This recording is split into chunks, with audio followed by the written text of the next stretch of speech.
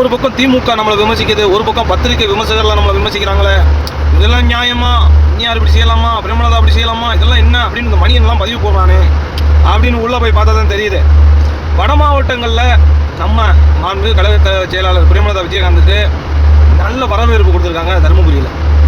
இதை பார்த்துட்டு சகிச்சிக்க முடியாத பாமக அன்புமணி, ஐயா ராமதாஸ், திமுக ஸ்டாலின் பூரா தூங்காமல் கிடக்குறாங்க.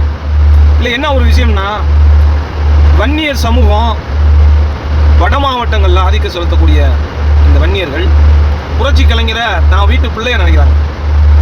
எப்படி காடு வெட்டி குருவுக்கு அந்த ஒரு பெருமையும் ஒரு கெத்தும் ஒரு அதிர்வும் இருக்குதோ, அதே போல் நம்ம கேப்டனுக்கு இருக்குது. அதே அளவுக்கு இன்றைக்கி பிரேமலதா விஜயகாந்துக்கும் கொடுக்குறாங்களே. இதை வளர விட்டோம்னா நம்ம வாக்கு சதவீதம் குறைஞ்சிருமே அப்படின்னு நினைக்கிறாங்க. அதுக்கு மக்களுக்கு நல்லது பண்ணணும். பாமக என்ன பண்ணணும்? மக்களுக்கு நல்லது பண்ணணும்.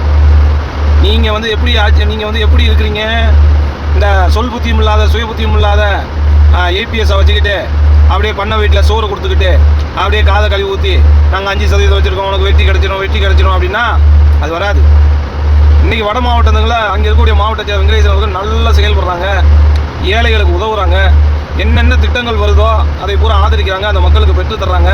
எந்தெந்த திட்டங்கள் அந்த வட மாவட்டங்களில் அந்த மக்களுக்கு விரோதமாக நடக்குதோ அதை பூரா எதிர்க்கிறோம், அதை கண்டிக்கிறோம்.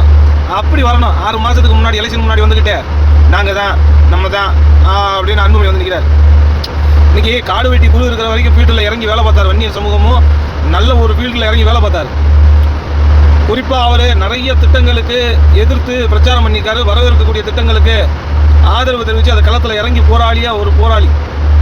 சரியா? அன்றைக்கே காடுவெட்டி குரு கேப்டனை வந்து வரவேற்றிருந்தார்னா இன்றைக்கி கேப்டன் முதலமைச்சர், காடுவெட்டி குரு பெரிய அமைச்சராக இருப்பார்.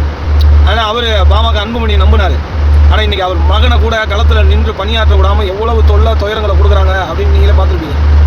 ஆனால் உண்மையிலேயே பாட்டாளி மக்கள் கட்சிக்கு வன்னியர் சமூகத்து மக்கள் மத்தியில் வாக்கும் இல்லை, அவருக்கான நல்ல எண்ணமும் இல்லை. அதுதான் உண்மை. ஏன்னா ஒரு பக்கம் வாழ்வுரிமை கட்சி வேல்முருகன் பிடிக்கிட்டு போயிட்டாரு, இவங்களோட இருந்தால் சரி வராது அப்படின்ட்டு. ஆனால் வாழ்வுரிமை வேல்முருகனுக்கு இருக்கிற ஆதரவு கூட இன்றைக்கி அன்புமணி கிடையாது. அதுதான் உண்மை. ஆனால் ஒரு மாநாடை நடத்தி, காசு செலவு பண்ணி ஒரு மாநாடை நடத்தி ஒரு பொதுக்கூட்டத்தை ரெடி பண்ணி அதன் மூலிமா தங்கள் சக்தி இருக்குது, தாங்கள் ஒரு முன்னேற்றமான ஒரு கட்சியை வச்சுருக்கோன்னு நினைக்கிறாங்க. ஆனால் இன்றைக்கி தேமுதிகவை பணம் கொடுத்து விமர்சிக்க சொல்கிறதுல 70% மும்முரமாக இருக்குது பாமக. அதில் சில நாய்கள் ஏதோ திமுக நம்ம இந்த பதிவை போட்டால் திமுக நம்மளை வந்து கண்டுகொள்ளும், நமக்கு ஏதாவது ஒரு அதிகாரம் கிடைக்கும், நமக்கு ஏதாவது பிளக்சிட்டி கிடைக்கும், ஒரு வெளிச்சம் கிடைக்கும் அப்படின்னு நினச்சிட்டு சில நாதாரிகள், அதில் ஒரு பெண் நாதாரி போட்டிருக்கு, அது ஒரு 2-3 டாக்டர் சீரியல் நடிகை அது போட்டிருக்கு. அப்படியே நாங்கள் வந்து இவங்க வந்து இப்படி பேசிட்டாங்க, அவங்க வந்து அப்படி பேசிட்டாங்க, கூட்டணி எப்போ சொல்லுவீங்க? நான் என்ன சொல்கிறேன்னா, நீங்கள் எங்களை விமர்சனம் பண்ண உங்களுக்கு தான் அழிவு. நாங்கள் முன்னேறிக்கிட்டு தான் இருக்கிறோம். இப்போ கூட எங்களை எதிர்க்கிறீங்கன்னா நாங்கள் நேரான பாதையில் மிக வெளிச்சமான இடத்துல தான் நாங்கள் இருக்கிறோம். புரியுதா? அதனால் தேமுதிகவை வீழ்த்த வேண்டும் என்று நினைப்போம் தான் வீழ்ந்து போவான்.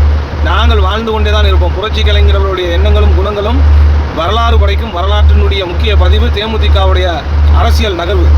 இன்றைக்கும் கூட தேமுதிக வாசலிலும் தேமுதிகவுடைய அதிகாரமிக்க கூட்டணி யாரோடு என்று எதிர்பார்த்து கொண்டிருக்கக்கூடிய மக்கள் தான் இருக்காங்களே ஒழிய எங்களை தவிர்த்த அரசியலே கிடையாது. நாங்கள் தான் அரசியல் முக்கிய புள்ளி, மைய புள்ளி.